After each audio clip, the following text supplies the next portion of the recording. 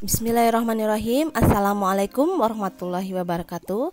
Pada pembelajaran online hari ini, Ibu akan membahas soal latihan akhir subtema 1 halaman 50 sampai dengan 53. Anak-anak, sebelum itu kita berdoa terlebih dahulu agar ilmu yang kita dapatkan adalah ilmu yang berkah. Bismillahirrahmanirrahim. Raditu billahi robba wa bil islami dina wa bi Muhammadin sallallahu alaihi wasallam nabiyya. Rabbi zidni ilman nafi'an warzuqni fahman wasi'an. Baik, anak-anak langsung buka bukunya, buku tema 3 halaman 50. Kita ke nomor 1. Bagian tumbuhan yang berguna untuk menegakkan dan memperkukuh berdirinya tumbuhan adalah, jawabannya D ya, batang. Kebanyakan daun berwarna hijau karena mengandung B, klorofil. Akar tunggang terdapat pada tumbuhan C, singkong. Nomor 4, tumbuhan hijau berfotosintesis menghasilkan C, oksigen. Nomor 5, tumbuhan yang bermanfaat sebagai makanan pokok yaitu A, sagu. Nah, sagu ini merupakan makanan pokok dari beberapa daerah di Indonesia, salah satunya Papua ya. Nomor 6, aktivitas berikut yang tidak termasuk memelihara lingkungan alam di sekitar kita adalah, tidak termasuk berarti B. C ya, menebangi pohon-pohon di hutan. Nomor 7, akibat jika kelestarian hewan tidak dijaga, maka A ya, banyak hewan yang punah. Nomor 8, batang berguna sebagai penopang tumbuhan. Tujuannya antara lain agar tumbuhan mudah mendapat cahaya, khususnya cahaya matahari.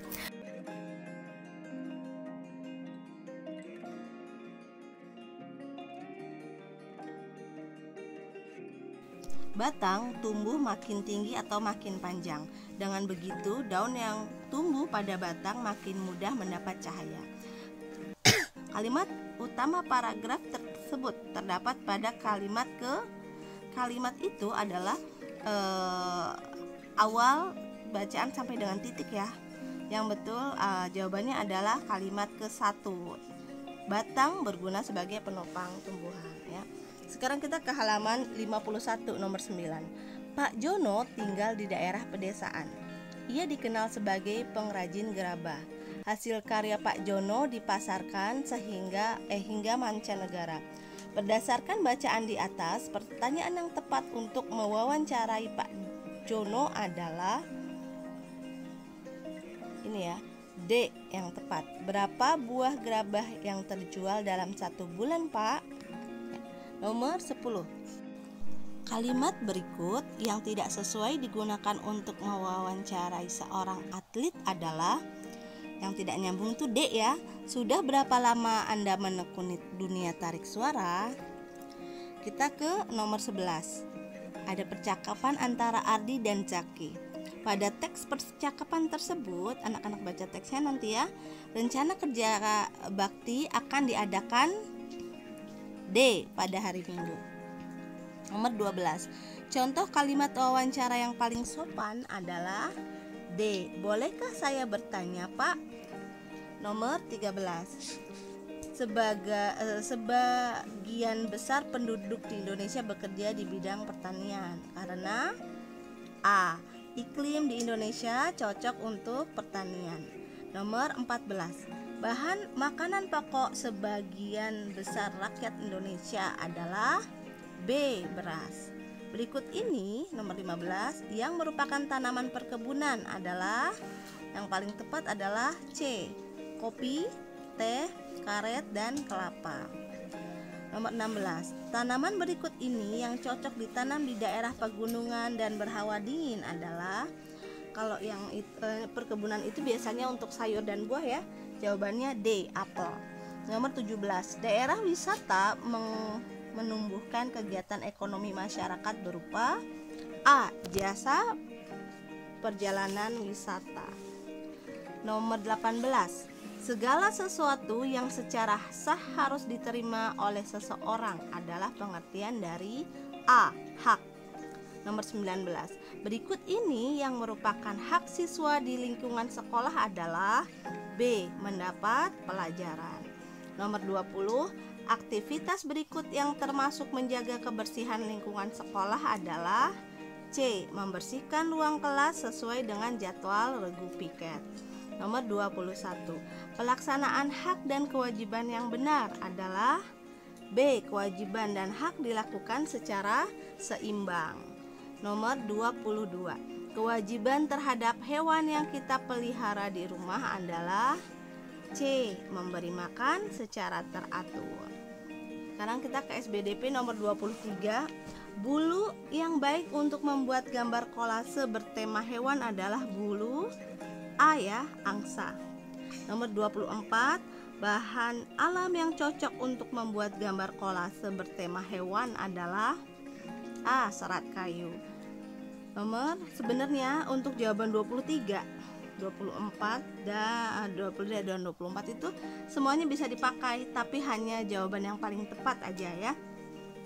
Nomor 24 A. Serat kayu. Nomor 25. Hal yang harus disiapkan terlebih dahulu dalam membuat gambar kolase adalah rancangannya. Jawabannya A.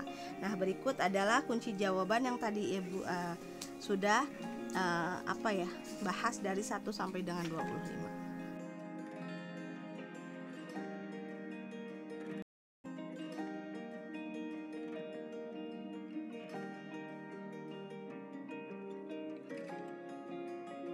Sekarang kita ke bagian B ya, isilah titik-titik pada kalimat berikut. Nomor 1. Tumbuhan di sekitar kita membuat udara menjadi segar karena menghasilkan oksigen tadi. Ya, jadi udaranya menjadi segar. Nomor 2. Bagian tumbuhan yang menjadi tempat terjadinya fotosintesis adalah daun. Nomor 3. Orang yang diwawancarai untuk mendapatkan informasi disebut narasumber. Nomor 4, pada saat wawancara untuk menanyakan suatu cara, kita menggunakan kata tanya bagaimana ya. Nomor 5, tanaman kelapa cocok tumbuh di daerah pantai. Nomor 6, tanah yang subur merupakan sumber daya alam yang cocok digunakan untuk perkebunan dan pertanian ya, lebih tepat perkebunan. Nomor 7, hak siswa di sekolah. Kalau hak itu adalah apa yang kita dapat ya, ialah mendapat pelajaran karena di sekolah ya. Nomor 8, kewajiban kita terhadap tumbuhan di lingkungan sekitar adalah merawat dan menjaganya. Nomor 9, seni menempel berbagai macam materi seperti kulit kayu, kain perca, daun dan bulu binatang disebut teknik kolase ya, teknik kolase. Nomor 10, hasil laut yang sering dimanfaatkan untuk membuat kolase adalah kerang. Jawabannya sudah ada ya, nomor 1 sampai dengan 10. Sekarang kita ke bagian C. Nomor 1, jelaskan fungsi akar, batang, daun bagi tumbuhan. Nah, akar ini fungsinya menyerap air dan bahan makanan dari tanah. Kalau batang fungsinya adalah tempat tumbuh daun, bunga, dan buah. Kalau daun ada fungsinya adalah tempat membuat makanan. Nomor 2, apa yang dimaksud dengan bunga sempurna? Bunga sempurna adalah bunga yang memiliki benang sari dan putik secara bersamaan. Bagian-bagiannya ada 4 ya, bunga sempurna ini. Yang pertama kelopak bunga, mahkota bunga, benang sari, dan putik. Nomor 3, pernahkah kalian melakukan wawancara? Kalian sudah melakukan prakteknya ya, alhamdulillah. Apa sajakah yang kalian lakukan setelah selesai wawancara? Nah, selesai wawancara, yang tepat adalah membuat hasil atau kesimpulan dari wawancara tersebut. Ada apa informasi yang didapat? Nomor 4, jelaskan jenis pekerjaan orang yang tinggal di daerah pantai.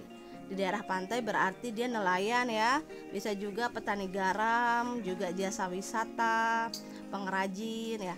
Kalau di dataran tinggi, perkebunan, beternak, dan sebagainya. Lalu di dataran rendah ada karyawan, bisa juga ada guru, ada dokter dan sebagainya.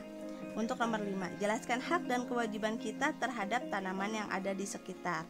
Ibu ingatkan kembali, hak adalah apa yang kita dapat, sedangkan kewajiban apa yang kita harus beri. Ya, kalau haknya adalah mendapatkan hasil panen, ada juga kita mendapatkan oksigen, ada keindahan atau estetika, ya.